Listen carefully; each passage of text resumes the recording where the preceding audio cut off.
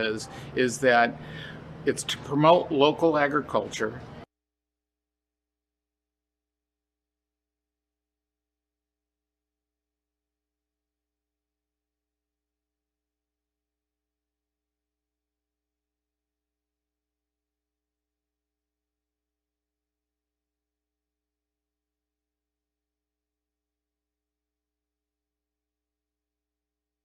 Welcome, everyone, to today's hearing. This is the third of 11 virtual budget hearings the City of Phoenix will be hosting this year to introduce the fiscal year 22-23 trial budget. The feedback we received today and throughout the budget hearing process is extremely important to us as we formulate the proposed budget to present to City Council. The proposed budget will be presented to City Council on May 3rd and voted on May 17th. These hearings will be recorded and streamed on our YouTube channel. For those of you who do not wish to speak today, you can leave a comment at Phoenix.gov/budget. Another way to participate is through the Fund Phoenix interactive budget tool. This interactive tool will let you provide direct feedback on the proposed budget.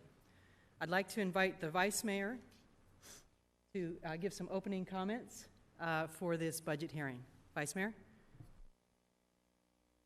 Good morning, welcome. Thank you for participating in our budget process. Looking forward to listening and hearing what the needs of our community. I pretty much probably know what all the needs of our community at this moment is. We've been very fortunate to be able to get a lot of resources out and continue on with our permanent budget or our general fund budget. Glad you're participating. This is a great way of participation, and welcome any feedback of the process, and if it has been easy for you to log on or not log on, and where we can improve. Once again, welcome, and here we go. Thank you, Vice Mayor Pastor. Before we begin the video, I'd like to introduce our interpreter, Oscar Monroe, for today's hearing. Oscar? Good morning, my name is Oscar Monroe, and I, along with my colleague, Elsie Duarte, will be serving as your interpreters for today's virtual budget audience. I will now introduce myself to our Spanish-speaking audience. Buenos días, mi nombre es Oscar Monroy y junto con mi colega Elsie Duarte estaremos sirviéndoles hoy como intérpretes en la audiencia virtual del presupuesto operativo. Al momento de hacer un comentario público, de favor les pedimos que hable despacio, con claridad y deténgase después de cada pocas oraciones para interpretarle de la manera más completa posible. Gracias. Ahora les indicaré cómo acceder a la reunión en español. Desde su teléfono, llame al 602-666-0783, introduzca el número de junta 2490-784-8466, seguido por el símbolo de número. Nuevamente introduzca el símbolo de número cuando se le solicite el número de identificación o ID de asistente. Gracias. Thank you, Oscar. Next, we will show the budget video highlighting what is on the fiscal 22-23 proposed budget. Immediately following the video, we will move on to speaker comments.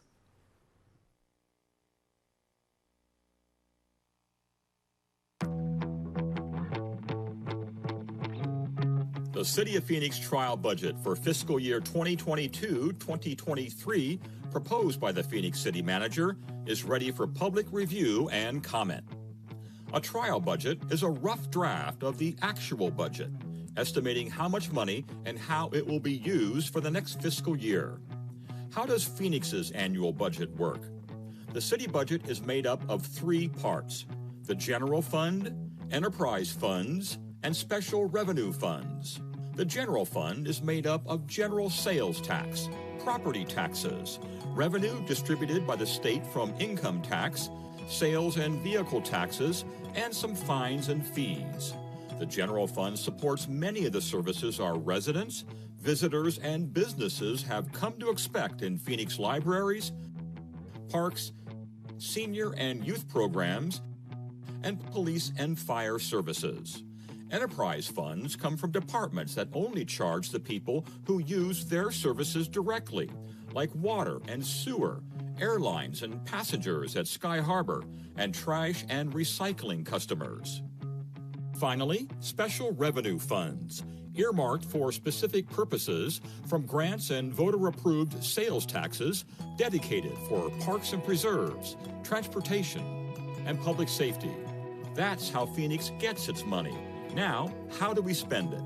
Phoenix has a long history of public budgeting, giving the community a voice in the future of our city by starting the public involvement much earlier than required. Each year, departments look at what it will take to provide services for the upcoming year, and staff forecast what resources will be available to pay for services. The city manager proposes a trial budget that identifies programs and services that build a better, more inclusive city for all, and will keep the budget balanced. Then we ask for your input at community budget hearings, or by using the Fund Phoenix Interactive Budget tool, or by contacting the city directly to ensure the budget reflects the priorities of our residents and City Council. After receiving your input, the City Council will vote on the budget in May and legally adopt the budget in June each year. The law requires the city's budget to be balanced each year, and this year we are happy to report a projected budget surplus of $76 million. This is thanks to Phoenix's continued strong economy and sound fiscal leadership from the mayor and city council. For fiscal year 2022-23, the proposed general fund trial budget includes $21 million to address important needs raised by the council and community, and $55 million in set-asides that could be used for employee compensation, city council priorities next year or in future years, or if needed, provide for budget flexibility. The $21 million in supplementals for next fiscal year is proposed for city council and community priority areas, including Focus Area 1, Affordable Housing. $1.5 million is proposed for affordable housing to continue necessary support to low-income residents, such as homelessness prevention and funding for Phoenix Starfish Place, which is dedicated to healing and empowering human trafficking survivors. Focus Area 2, Climate and Sustainability. A proposed $1.3 million to create positions dedicated to climate and sustainability initiatives to achieve the goals of the council-approved Climate Action Plan, and to continue funding for the city's award-winning Cool Pavement Program to further help mitigate heat in the city. The funds would also create a position within the city focused on studying the benefits of electric vehicle infrastructure, along with a dedicated Climate Action Plan manager to work toward achieving the goals of the council-approved Climate Action Plan. Focus Area 3, Economic Development, Planning, and Innovation. $1.6 million is proposed to keep Phoenix competitive in the global market. Proposed additions include positions for the Community and Economic Development Department to formalize an international trade program to remain competitive with global markets, enhance marketing opportunities to increase jobs, and resources to target vacant storefronts to create new retail centers. Staffing will also be added to help achieve City Council priority projects, such as transit-oriented development and the Housing Phoenix Plan. Focus Area 4, Historic Preservation and Arts. The city's art collection is in need of refurbishment, and historic buildings need to be protected, which is why the city is proposing $200,000 to invest in historic preservation grants, and to provide increased funding for the Office of Arts and Culture, including arts grants to enhance programming to youth and artists in the community. Focus Area 5, Homelessness, Immigrant, Refugee Support, and Fast Track Cities. $3 million and 17 new positions are proposed to assist the city's growing homeless, immigrant, and refugee populations. The proposed money would help achieve the goals of the council-approved Strategies to Address Homelessness Plan and expand the CARES program that connects individuals to needed services, and a new navigator dedicated to helping immigrants and refugees transitioning into the community. and ongoing funding of $250,000 for the Fast Track Cities initiative. Focus Area 6, Parks and Recreation and Library. To enhance community services, $2.7 million is proposed to the Parks and Recreation Department and the Library Department for enhanced after-school programming at Phoenix after-school centers. Money would also launch a new bookmobile to provide library programming in the Southwest Valley. Focus Area 7, Public Safety and Criminal Justice. $6.3 million is proposed to add more fire sworn personnel to meet minimum staffing requirements.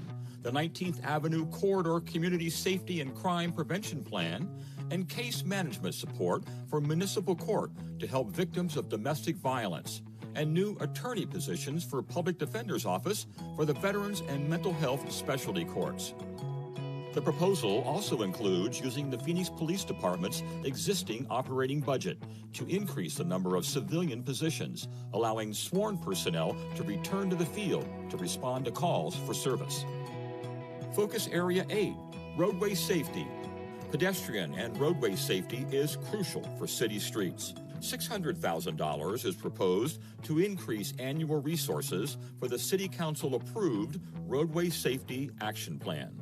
The proposed fiscal year 2022-23 trial budget also includes new positions and needed resources for city enterprise and special revenue funds due to growth and increased demand for services, including additions for aviation, development services, solid waste, transit, and water services.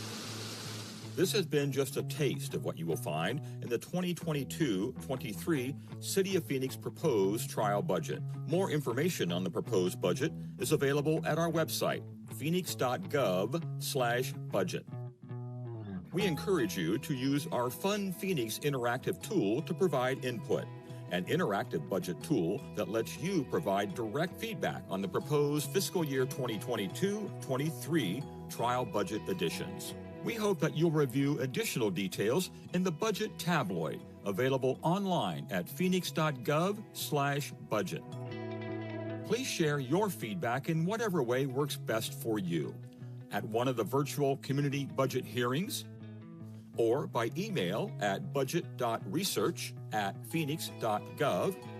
You can comment on the city's social media pages at CityofPhoenixAZ on Facebook or Twitter, and use hashtag PHXBudget, or call us at 602-262-4800. The city manager will present his proposed budget for 2022-23 to the Phoenix City Council on May 3rd, 2022. The council's budget decision will take place on May 17th, 2022. Thank you for being part of this important process. We look forward to hearing your ideas for this year's trial budget and the future of Phoenix.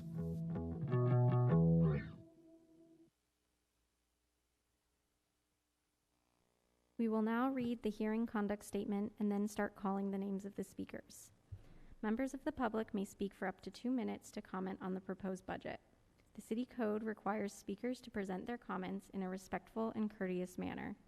Profane language, threats, or personal attacks on members of the public, council members, or staff are not allowed. A person who violates these rules will lose the opportunity to continue to speak. The City Council and staff cannot discuss or comment on matters related to pending claims or litigation. Our first speaker is Bob Herman, followed by Lara Sands. Bob, are you on the line? Yes.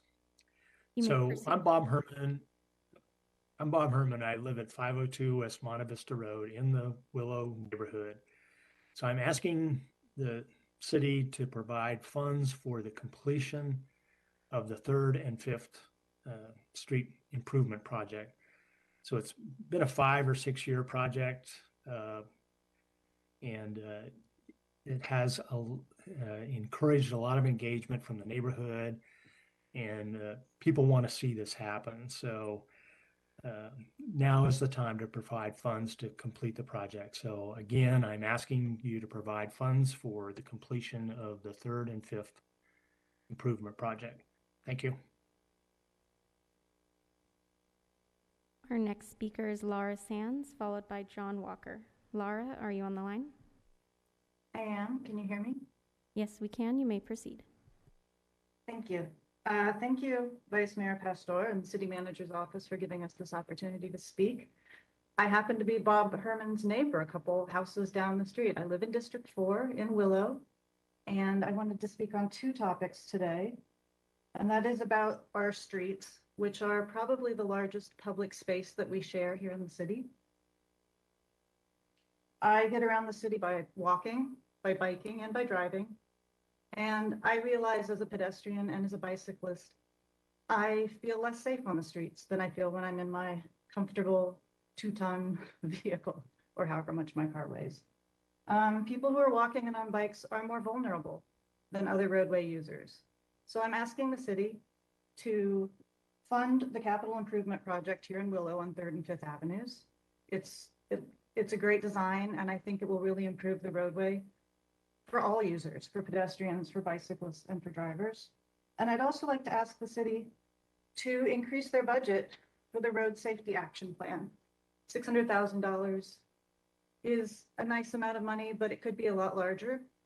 The number that the Phoenix spokespeople has come up with, and I'm a member of that group, is $9 million, which sounds like maybe a lot of money, but it's only $5 per resident, which is, I think, a reasonable amount of money to spend to keep all Phoenicians safe when they're out and about, getting to work, getting to church, meeting friends, etc. I have absolutely loved using the two-way cycle track that was installed on 3rd Avenue between Roosevelt and McDowell. And I look forward to using the cycle track that is planned for 3rd Avenue through my neighborhood and the improvements that have been made on 3rd Avenue all the way to the north. Thank you for your time. Our next speaker is John Walker, followed by Opal Wagner. John, are you on the line? Hi, this is John Walker. Thank you everyone for listening to my comments. I'm a longtime Phoenix resident. I lived here for about 30 years. I'm also a District 4 resident and a Coronado neighborhood resident, also a Phoenix spokesperson member and board member. I'm a bike commuter. I've been bike commuting in the city for about 11 years. 5 of those years I've been commuting with my kids, and currently I take my 3 kids to school every day on our e-cargo bike. Biking is really the main way I get around town. I'm here to speak in support of more cycling infrastructure to promote street safety. Phoenix, of course, for decades has invested massively in car infrastructure, and that's really resulted in a design that promotes lots of cars on the roads and too frequently driving too fast and unsafely. As a result of catering to cars for so long, the streets aren't really properly designed for pedestrians, cyclists, and are unsafe for them and also unsafe for motorists. And that unfortunately makes the headlines more frequently than we'd like. So for those reasons, I think we need to spend serious money on alternative means of transportation, especially bike infrastructure. I support the Road Safety Action Plan, and the focus should be on designing the streets, not just so you just put a speed limit sign on a big, wide street on the residential neighborhood and expect that to be enough. What that really means is from the ground up, designing the street in a manner that drivers drive it more safely. I'm really excited to see all the bike infrastructure go up. You know, Phoenix spokespeople has been at this for 10 years. But it is really nice to see some projects go up. The physical separation on Fillmore between 1st and 7th Street, of course, where Hans Hughes sadly passed away because of a drunk driver, but also because of poor infrastructure. The cycle track on 3rd Ave has been amazing. I love riding that with my kids, and I hope that continues north.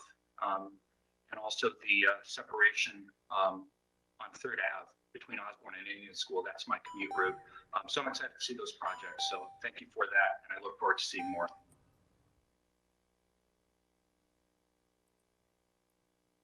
Our next speaker is Opal Wagner, followed by Jeremy Thacker.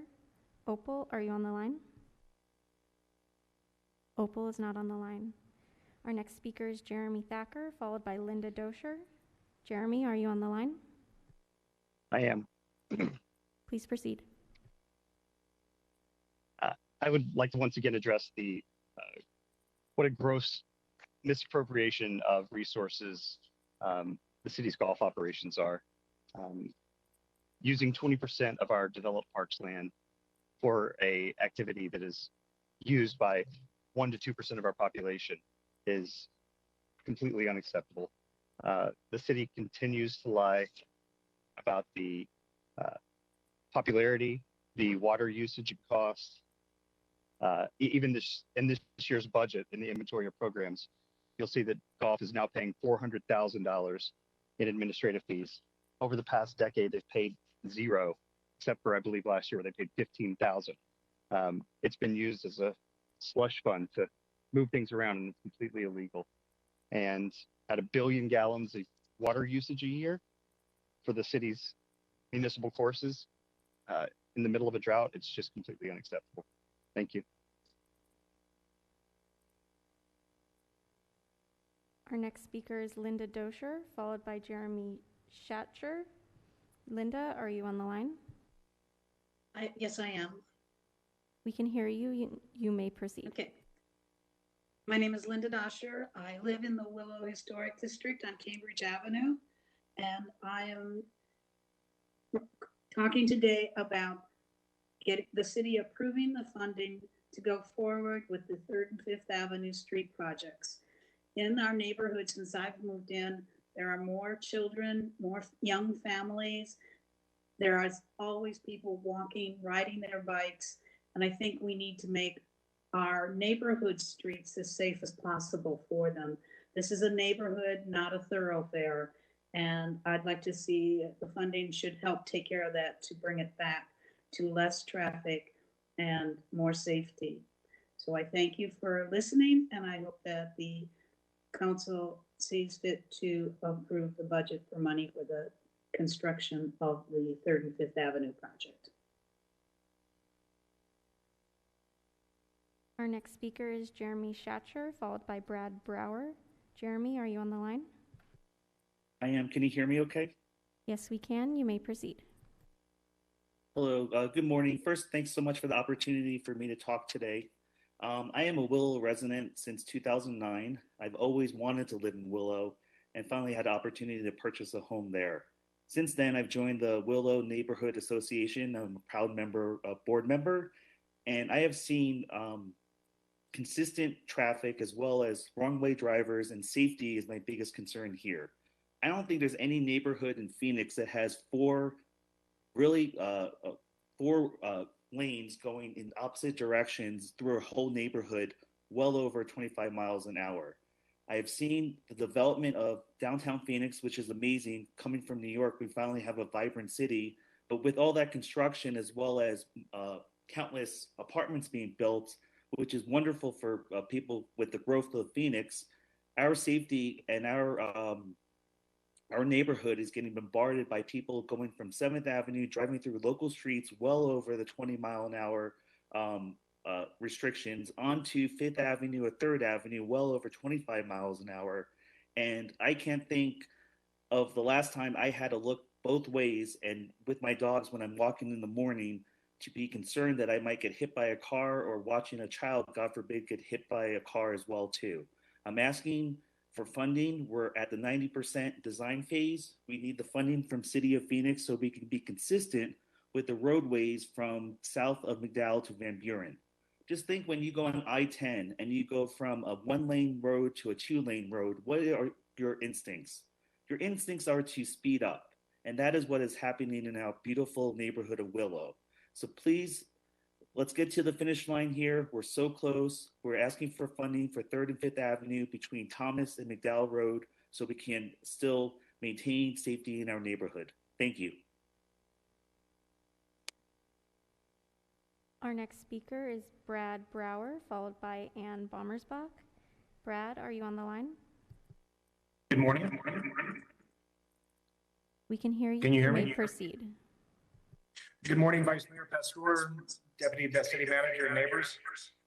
For at least the past 5 years, we've been asked, has worked directly with the Street Transportation Department leadership, its many planners, engineers, and safety professionals. Sir, we're getting some feedback. If you could lower your volume, please. okay? One of them as well. Just one. Create a safer, more secure section of the mostly residential streets for pedestrians, cyclists, our homes, and yes, automobiles. I ask that you fully fund this project in the City of Phoenix 2022-2023 budget, and thank you for your time.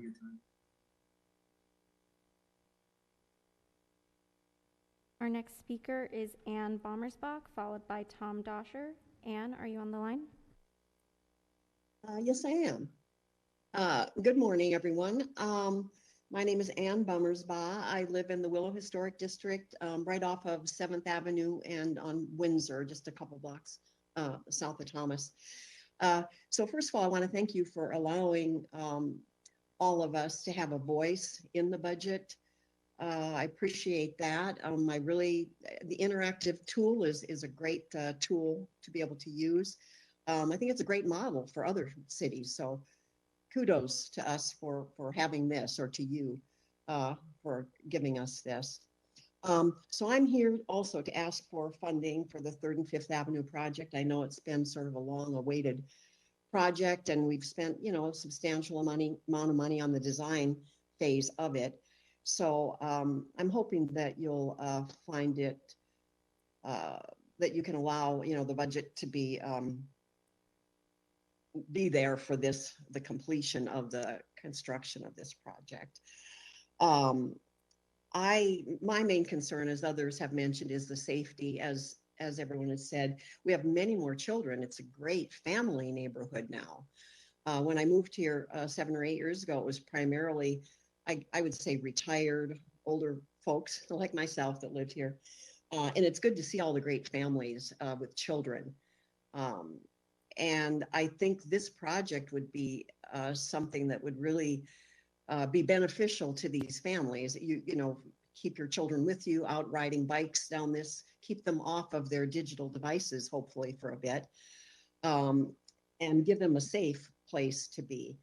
Right now, it really is not safe for them to play on the streets here, anywhere near the streets, actually. So I think there'd be a lot of benefit to getting this project done. So that's all I have. I just hope you can find the money to put this in the budget and complete the project for us. So I thank you for your time.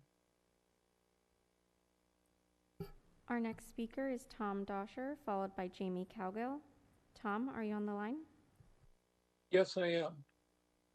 I'm Tom Doscher, and I've been a District 4 resident since 2003, and I also live in the Willow Historic District.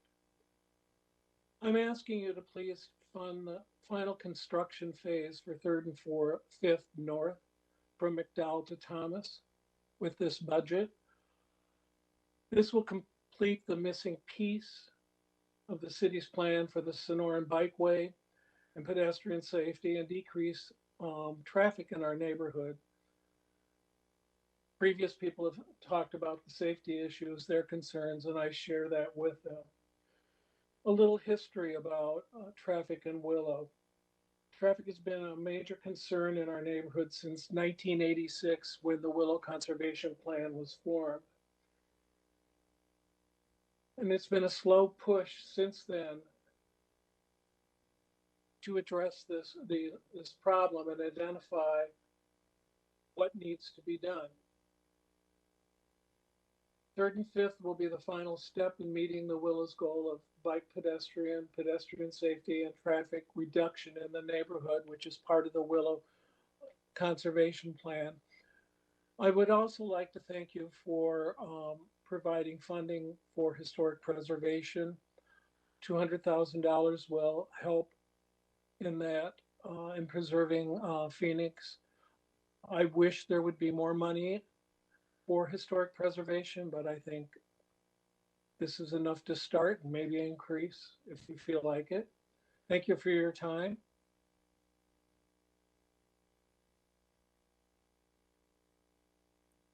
Hello, this is for this is Councilwoman or Vice Mayor Pastor. I just got a message, and I'm just gonna, I believe Willow knows, and if they don't, then I'm giving you some good news. 3rd and 5th have been budgeted for the next fiscal year, which means this July. It's already been budgeted for construction starting early summer or fall this year. So I just want to let you know that the construction is going to start this summer or fall. Because of your advocacy for the last, I would say, ever since I entered, 7 years, it is budgeted for July, and it will be rolling out in July. So I just wanted to give you the news. I got a text. I received it from Keeney. What I am going to ask him to do is to go to your next Willow meeting to give you the timeline and roll everything out as to what to anticipate. So just wanted to let you know that. Thank you. Our next speaker is Jamie Cowgill, followed by Richard de Uriarte. Jamie, are you on the line? I am, thank you. Well, I am Jamie Cowgill. I live in Willow on Granada, and that's the best news I've heard in a month. So I always wanted to say that I've supported everything that everyone else has said, so I don't need to repeat it. So now I get to say thank you very much.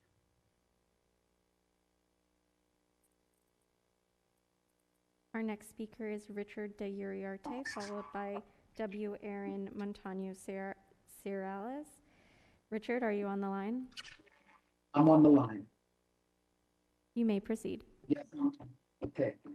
My name is Richard de Arriarte. I'm a 43-year resident of Phoenix and a member of the Historic Preservation Commission.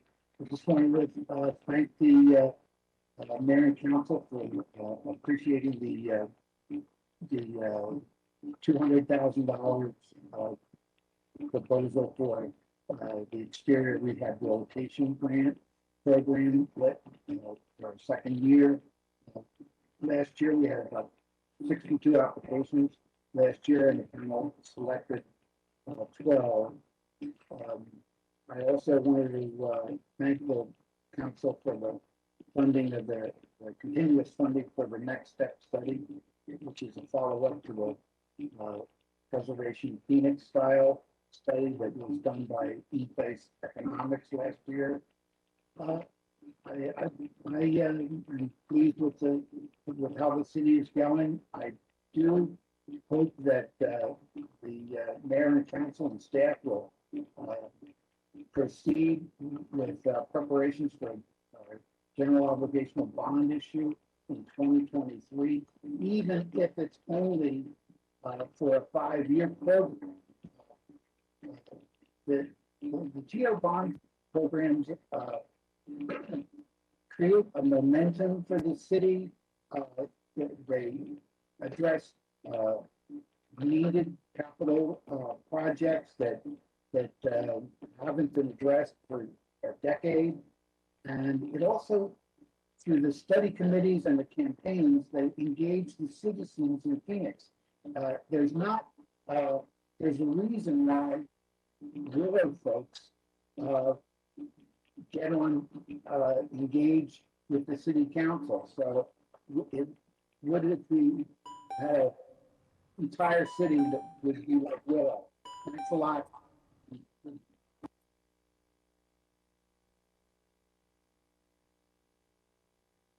Our next speaker is W. Aaron Montano Cirales, followed by Nicole Armstrong. W. Aaron, are you on the line? Yes, can you hear me? If you could speak up a little bit. Sure. Is this better? Yes, please proceed. Great. I was calling to talk about the 5th and 3rd Avenue. I just want to thank, all the City of Phoenix employees, and especially Mayor and Councilwoman Pastor. She was a big help on this. Really appreciate that. That is great news. The Willow Board Association is going to be super happy, and we look forward to meeting Keeney at our next meeting. Thank you so much. Our next speaker is Nicole Armstrong, followed by Dave Tapley. Nicole, are you on the line? I am. Good morning. Can you hear me? Yes, we can. You may proceed. Thank you. First of all, thank you, Vice Mayor Pastor, for the confirmation that funding has been allocated to the 3rd and 5th Avenue improvements. That's very exciting. However, I still encourage the city to increase the funding allocated for Vision Zero because we need safer streets all around.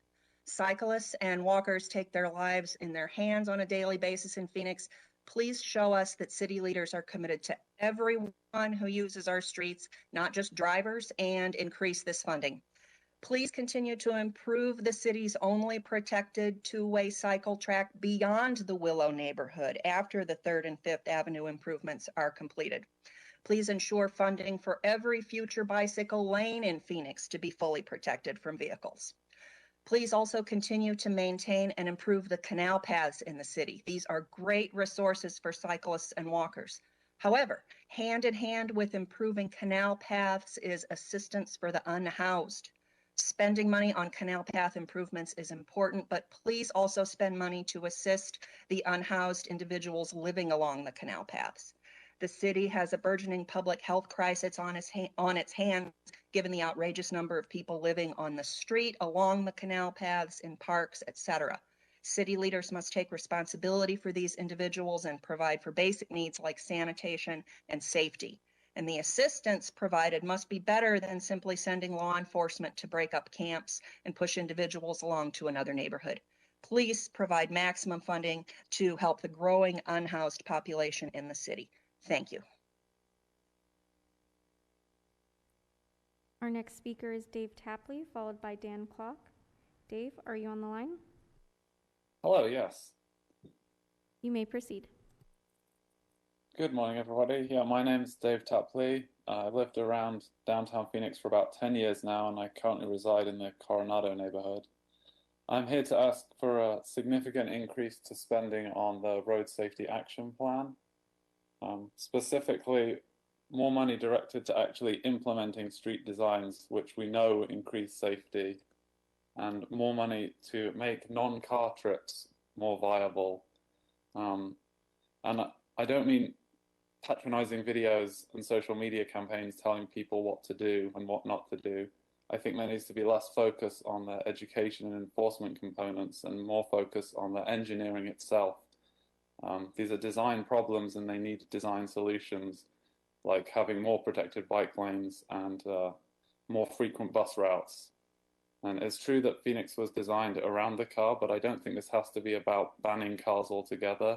We just need to give people the freedom to make the choices and feel comfortable not using a car and not having to deal with the consequences of car-dependent infrastructure in Phoenix.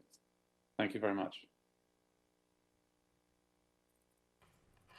Our next speaker is Dan Clock, followed by Max Clark. Dan, are you on the line? I am, thank you. This is Dan Clocky. I serve as the chair of the Historic Preservation Commission. And I wanted to thank you, Vice Mayor and members of the staff, for the line item of $200,000 for historic preservation. You all know year after year we have 2, 3, 4 cases where properties, important properties, are threatened with demolition. And because of how we've built our city with small buildings on large pieces of land, the land becomes more valuable than the buildings from a purely economic standpoint. And sort of disregards the historic or character value of the buildings. So this money is going to be a helpful start to maybe resolving one of these cases that inevitably come up. So I appreciate it, and I appreciate that it's a line item in the budget especially, and would hope that we can show some good results this year with that and maybe grow on that in the future. Thank you. Our next speaker is Max Clark, followed by AJ Marsden. Max, are you on the line? Yes, I am. Can you hear me? Yes, we can. You may proceed. Thank you. Councilmember Pastor, thank you for recently participating in the City Council vote to reduce car crashes and collisions in Phoenix. This strong statement demonstrates your leadership and commitment to the safety of Phoenix road users. This ordinance is very important for people who walk, take transit, ride bicycles, drive cars, trucks, and motorcycles, and want to do so safely. When you passed this ordinance in March, you made a step in the right direction, but it will be a hollow gesture without investment to build infrastructure and enforcement starting this year on July 1st. To that end, I ask that you modify the trial budget to invest $5 per city resident to ensure the safety of all people who use the roads in Phoenix.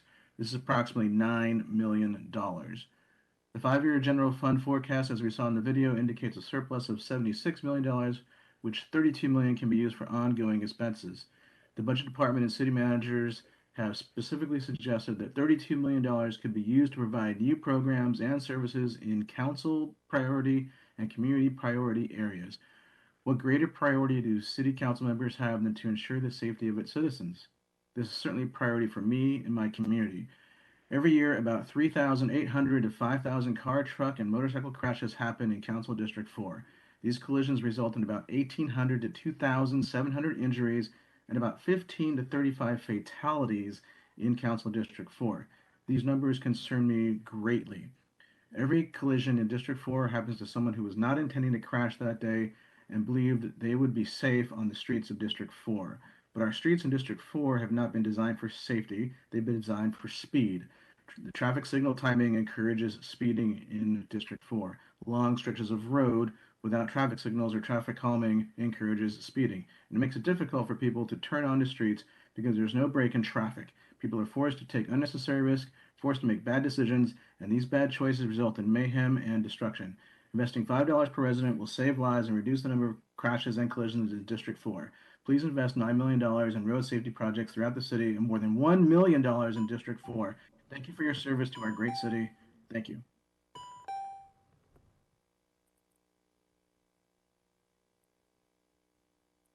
Our next speaker is AJ Marsden, followed by Carrie McNeesh. AJ, are you on the line? Yes. Thank you, Jeff and budget team, for another good budget that funds many programs and resources. This funding, added to partnering with agencies, nonprofits, churches, and schools that are already in place, will get a lot of good results here in Phoenix. A small percentage of people are asking for reducing funding for public safety. No city that has reduced funding for public safety has flourished. In fact, when public safety goes down, criminals become more brazen and more people become victims of crime. Think about it this way. Your efforts and resources are wasted when action is not taken to reduce crime and when criminals are not caught. We need more people to work to reduce crime and catch criminals. We need neighborhood groups to be involved. We need CAOs, detectives, net squads, drug busts, speed enforcement, and all of the other behind the scenes units and partnerships that many do not even know about. Even with all of our efforts, crime will happen, and we need sworn and civilian employees to take care of Phoenix when crime does happen. We need brave and talented officers. Moving along to some of my specific asks, as always, I'm asking for closing alleys. Many fires, illegal dumping, and break-ins happen through alleys. This year, I'm going to throw in the Coulter Street project, which is something new that was proposed. Another ask I have, which costs nothing, is for even more people to work to reduce crime and take advantage of all community resources that we have available to us.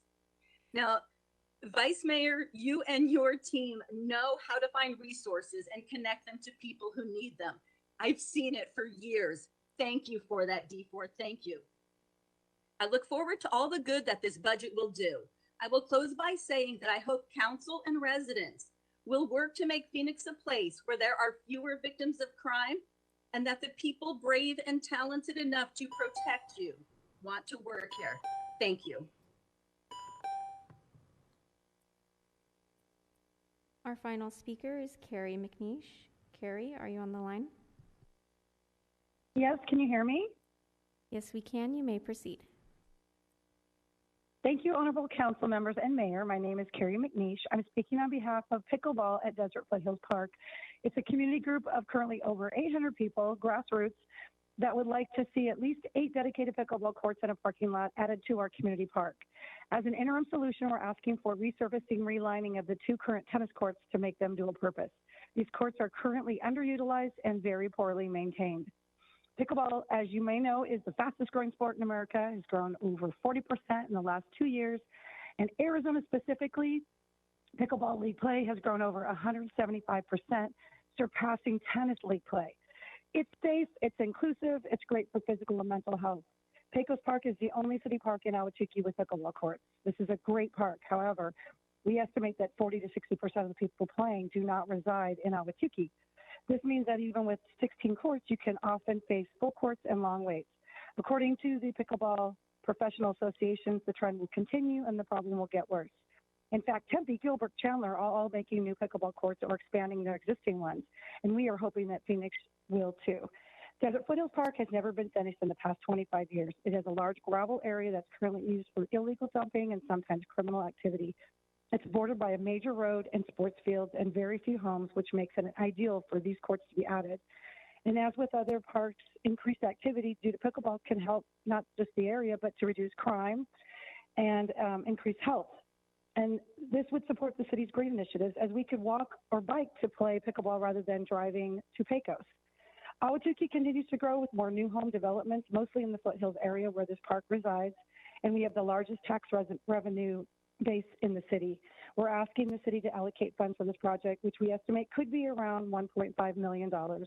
We have sent our full project presentation to each of the districts, and we're open for feedback or questions, and we're just asking this district for your support. Thank you again for your time and consideration.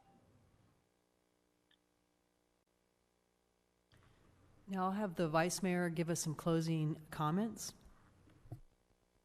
I'd like to thank everybody who's participating in the budget hearings.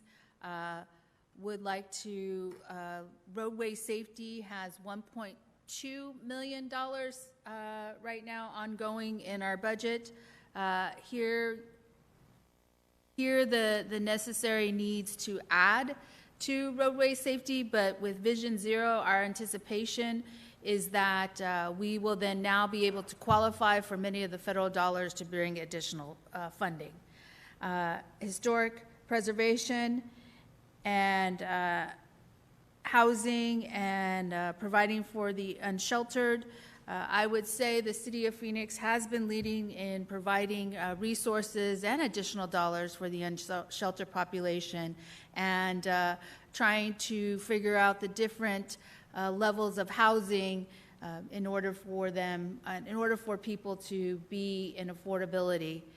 Housing is one of the areas that I would like to say is very important, especially right now since we're in a crisis. But we entered this crisis a long time ago when the recession crashed, or when we had our recession 2007, 2008, and since 2010 in the building market, there hasn't been any housing. And so now we're seeing the effects of all that, and now we are moving as quickly as we can in government to provide the resources that are needed for affordability. Historic preservation is definitely a need to preserve. We did a report, I want to say 2 months ago, demonstrating the economic impact of preserving homes, but also the vibrancy and how we can use preservation around our neighborhoods. The other thing that was surprising to me was where historic preservation is around the neighborhoods, we also have affordability, and it provides another form of affordability. So that was surprising to me. We have added dollars to public safety. Public safety does continue to have additional dollars. The concerns that I heard. With pickleball is obviously, in my world, a new sport. It's not new to others, but in looking at pickleball, for me, it's about equity and making sure people are exposed to pickleball throughout our districts.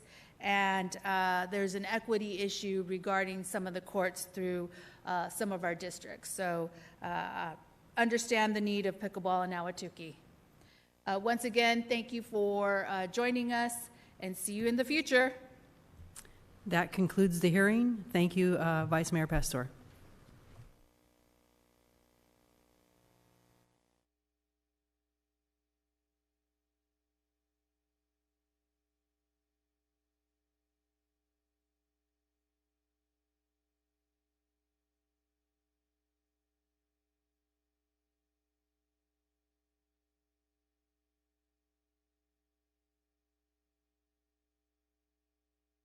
typical salad material that we grow. I mean, we get to learn from all these different places. It's amazing.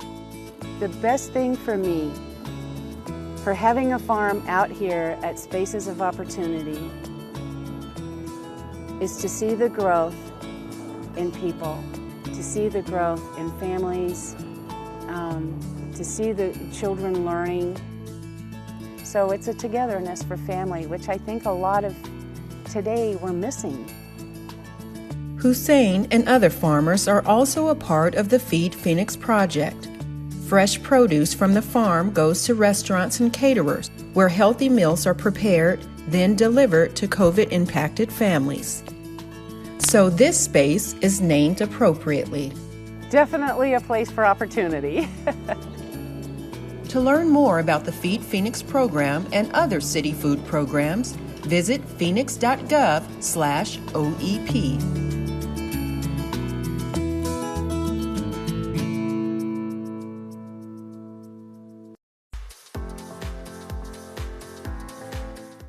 Did you know that the City of Phoenix Volunteer Income Tax Assistance Program has 3 options for you to do your taxes for free this year?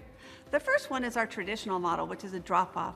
If you make $58,000 or less, we can do your taxes for you. The second one is our do-it-yourself. This is for people who make $73,000 or less, are comfortable of doing their own taxes at home. And the third is the myfreetaxes.com, which is also for people who make less than $58,000 who can do those services at home. Again, that's free. There are some requirements, and if you need more information about these programs, please visit our website at Phoenix.gov/tax help.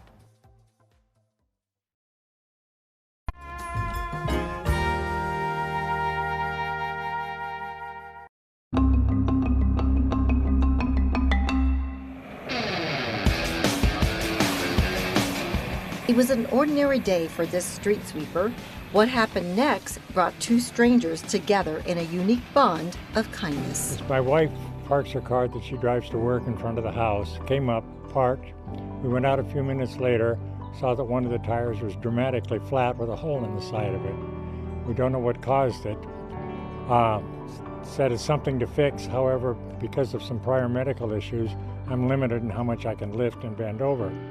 So we had the car opened up.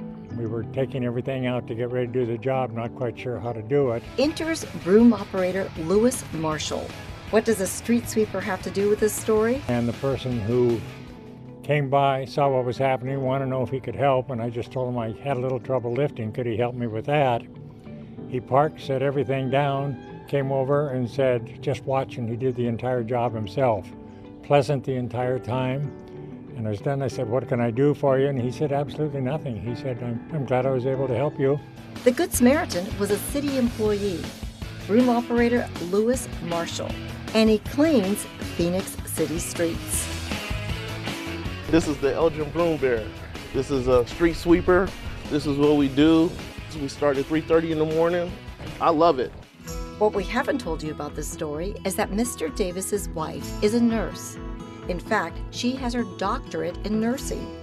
This couple has served our community for years as crisis volunteers for both Phoenix and Glendale fire departments. She has to be there. There's nobody to cover for her. She works in a clinic at a retirement community, and again, works as a nurse practitioner. So it's important that she get there on time, and see her patients. And right on time, she arrived, thanks to broom operator Lewis Marshall. What would you do if you saw Mr. Marshall again? I would say thank you. I said you were a pleasant, delightful surprise, and can I buy you lunch? Well, guess what? Guess who's coming to see you? Is that him? This is special for me. This is really special for me.